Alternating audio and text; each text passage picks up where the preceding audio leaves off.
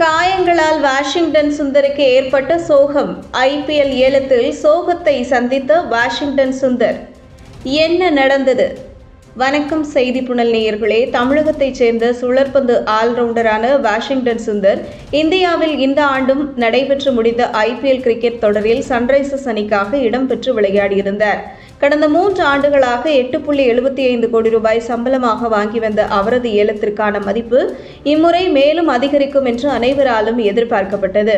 ஆனால் தற்போது சவுதி அரேபியாவில் உள்ள ஜெட்டா நகரில் நடைபெற்று வரும் 2025ஆம் ஆண்டிற்கான ஐபிஎல் ஏலத்தில் ஆல்ரவுண்டர் பிரிவில் இடம்பெற்ற வாஷிங்டன் சுந்தர் மீது பலரது எதிர்பார்ப்பும் கவனமும் இருந்தது. ஆனால் இந்த ஏலத்தில் பெரிய அளவில் விலை போவார் என்று எதிர்பார்க்கப்பட்ட அவர் வெறும் 3,20,00,000 ரூபாய்க்கு குஜராத் அணியால் வாங்கப்பட்டார்.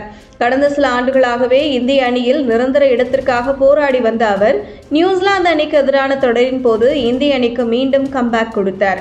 அப்படி கம்பேக் கொடுத்த போட்டியிலேயே அசத்தலாக செயல்பட்ட அவர் தற்போது ஆஸ்திரேலிய நாட்டில் நடைபெற்று வரும் 5 போட்டிகள் கொண்ட பார்டர் கவாஸ்கர் டெஸ்ட் தொடரிலும் பங்கேற்று கலக்கி வருகிறார். அதன் காரணமாக அவருக்கான ஏல மதிப்பு அதிகரிக்கும் என்று எதிர்பார்க்கப்பட்டது. இந்நிலையில் அவரை ஏலத்தில் எடுக்க குஜராத் டைட்டன்ஸ் மற்றும் லக்னோ அணிகள் மட்டுமே போட்டி போட்டன. அதன் முடிவில் குஜராத் அணி 3,20,00,000 ரூபாய்க்கு அவரை வாங்கியது அனைவரது மத்தியிலும் ஏமாற்றத்தை அளித்தது. ஏனெனில் அஸ்வின் சென்னை அணியால் 9 கோடி ரூபாய்க்கு மேல் வாங்கப்பட்ட வேளையில் நிச்சயம் சுந்தர் சுமார் 8 கோடி வரை செல்வார் என்று எதிர்பார்க்கப்பட்டது.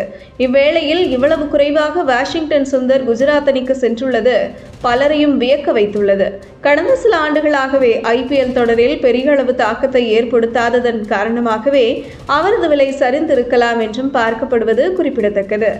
இதுபோன்ற செய்திகளை தெரிந்து கொள்ள செய்தி புனலுடன் இணைந்திருங்கள்.